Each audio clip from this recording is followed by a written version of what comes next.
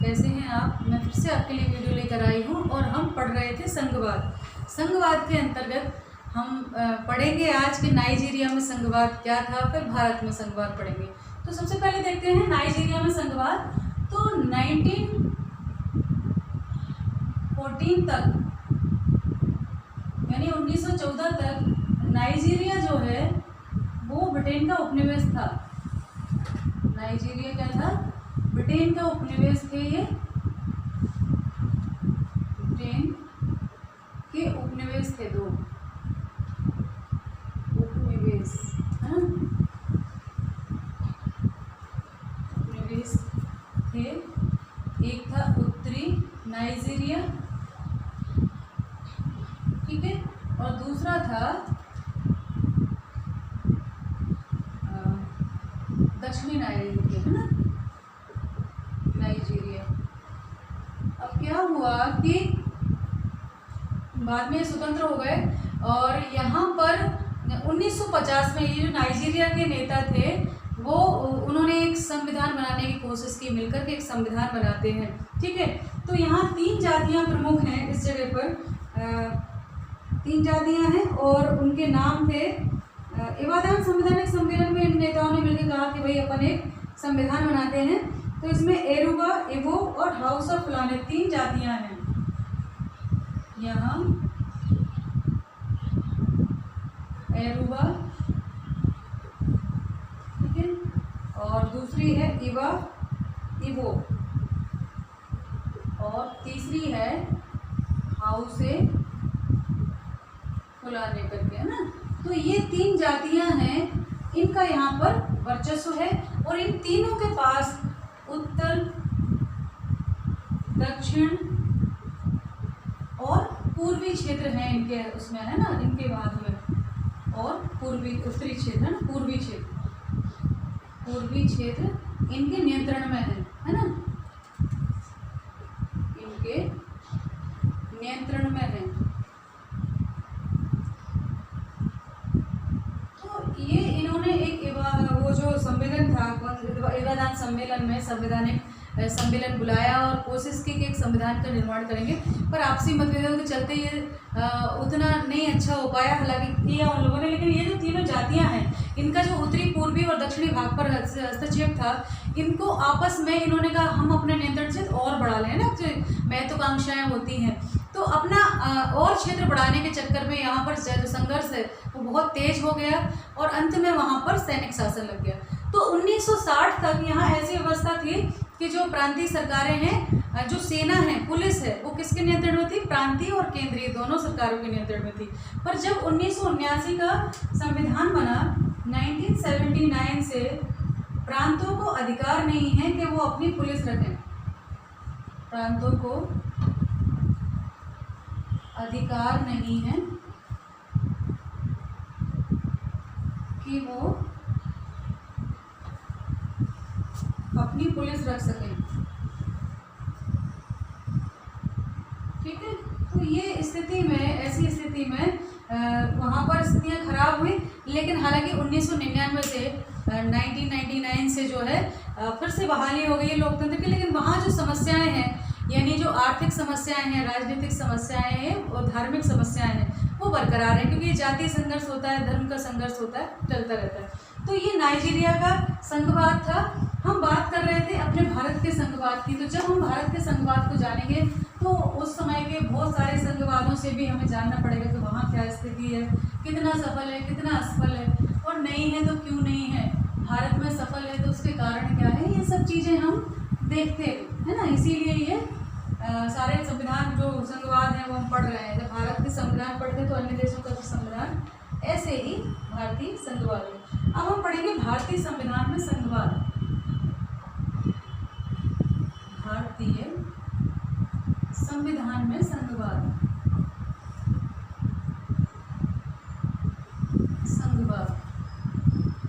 ठीक है।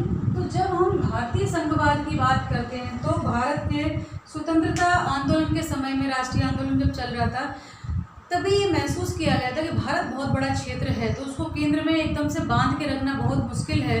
तो शक्तियों के बंटवारे की बात उसी समय चल रही थी कि भारत में संघवाद होगा और शक्तियों का जो बंटवारा है, विभाजन है, वो केंद्र और राज्यों के मध्य बराबर से किया जाएगा। हालांकि केंद्र शक्तिशाली है भारत में इस मामले में, पर फिर भी कोशिश की गई है कि भाई दोनों को आपस में बराबर से अधिकार दिए जाएं, स्वायत्तता दी जाए। इसी क्रम में भारत में संघ जो बना वो बहुत सारे देशों के उसका अध्ययन करने के बाद बना है।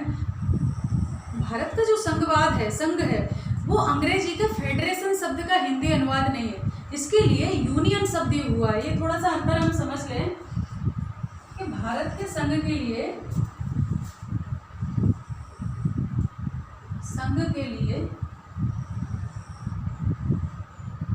अंग्रेजी शब्द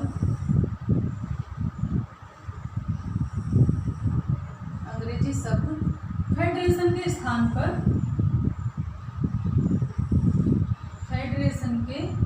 स्थान पर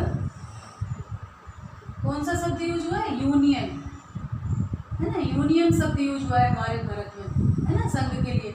लेकिन अगर इसका हिंदी अनुवाद निकालते हैं तो दोनों का अर्थ संघ ही होता है, ठीक है। लेकिन फिर भी ये वाला और ये वाले में अंतर होता है ना, फेडरेशन में और यूनियन में कुछ मौलिक अंतर है।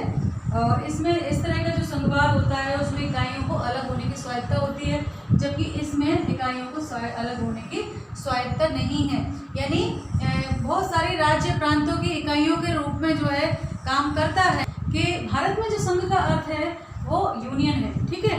हालांकि दोनों का अर्थ एक ही है। अब हम बात करते हैं कि भारत के संविधान में क्या किस तरह से इनको वर्णन किया गया है। तो अनुच्छेद 1 के अनुसार क्या लिखा गया है हमारे संविधान में? लिखा गया है कि भारत अर्थात इंडिया राज्यों का संघ होगा। भारत अर्थात इंडिया क्या होगा? राज्यों का संघ होगा, राज्यों का संघ होगा, ठीक है। और इसका इसमें के लिए दिया गया है कि यूनियन, है ना, राज्यों का संघ होगा, इसके लिए यूनियन यहाँ शब्द यूज हुआ है, ध्यान देने वाली बात है, ठीक है। और अनुच्छेद 2 है, अनुच्छेद 2 में कहा गया है कि राज्य और उनके राज्य क्षेत्र वे होंगे, राज्य व उनके राज्य क्षेत्र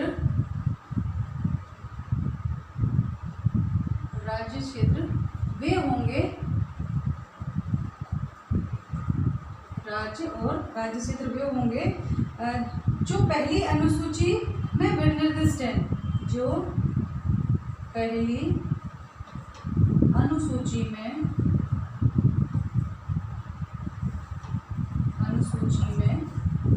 विनिर्दिष्ट है, यानी जिनका वर्णन निर्दिष्ट है, अर्थात जिनका वर्णन पहली अनुसूची में है वो राज्य और राज्य क्षेत्र होंगे, ठीक है। इसके अलावा हम बात करें कि और क्या है, तो यहाँ पर शक्तियों का बंटवारा किया गया है। भारतीय संविधान में राज्य और संघ के बीच जो है शक्तियों का विभाजन किया गया है।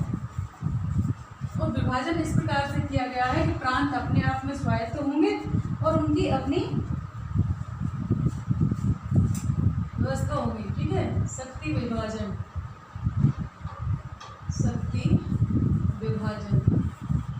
तो भारत में राज्य एवं केंद्र के बीच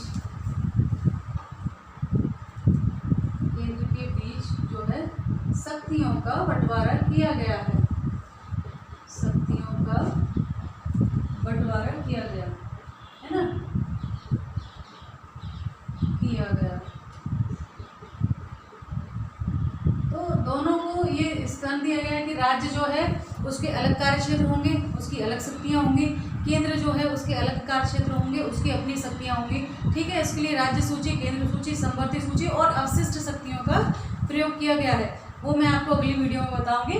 तो ये इस तरह प्रकार से केंद्र और राज्यों के मध्य शक्ति का विभाजन किया गया है। हालांकि कोशिश की गई है कि पूरी तरह से बराबर हो, लेकिन अगर अपन भारत की संविधान की बात करें तो यहाँ पर केंद्र को प्रमुखता प्राथमिकता दी गई है, केंद्र हमेशा शक्तिशाली, भारतीय संविधान में ऐसी व्यवस्था है कि केंद्र शक्तिशाली हो जाता है प्रांतों की अपेक्षा। ठीक है, और हम बात करेंगे कि संवैधानिक प्रावधान है जो इसकी स्पष्ट व्यवस्था करते हैं कि केवल कोई शक्तियाँ हैं जो केवल केंद्र को प्राप्त होंगी और कोई शक्तियाँ हैं जो केवल राज्यों को प्राप्त होंगी, और कुछ ऐसी होती हैं जिनको दोनों कानून बना सकते हैं। तो शक्ति विभाजन का एक महत्वपूर्ण पहलू है कि संविधान ने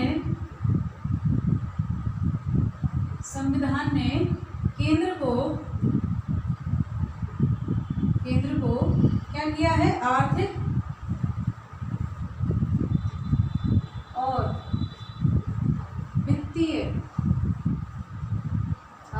और वित्तीय शक्तियां जो हैं वो प्रदान की हैं। ठीक है, संविधान ने केंद्र को आर्थिक और वित्तीय शक्तियां प्रदान की हैं। ठीक है, हालांकि राज्यों के पास भी बहुत सारे काम होते हैं, लेकिन उनके जो साधन हैं, जो संसाधन हैं, वो कंपैरिजन बहुत कम है। तो यहाँ भारतीय संघवाद में हम देखें इकहरी नागरिकता है ना, एक ही, जो ऐसा नहीं है कि हम पहले भी बता चुकी हूँ मैं आपको पिछले वीडियो में कि ऐसा नहीं है हम कि अपने राज्य के अलग नागरिक हैं और केंद्र के अलग, देश के अलग नागरिक हैं, दोनों की हमारी इकहरी नागरिकता है, इकहरा संविधान है, इकहरा झंडा है। तो इस प्रकार से भारत में एकात्मकता को लेते हुए संघात्मक व्यवस्था की गई है, यानी एकात्मक भी है और संघात्मक भी है, इस प्रकार की व्यवस्था की गई है। तो इस वीडियो में मैं इतना ही बताऊंगी, अगली वीडियो में हम फिर चलेंगे और बताएंगे कि किस प्रकार से शक्तियों का सूचियों के अनुसार बंटवारा किया गया है। तो आप सब पढ़ाई करते रहिए, ध्यान रखिए, मैं आपके साथ हूँ। नमस्ते सभी को।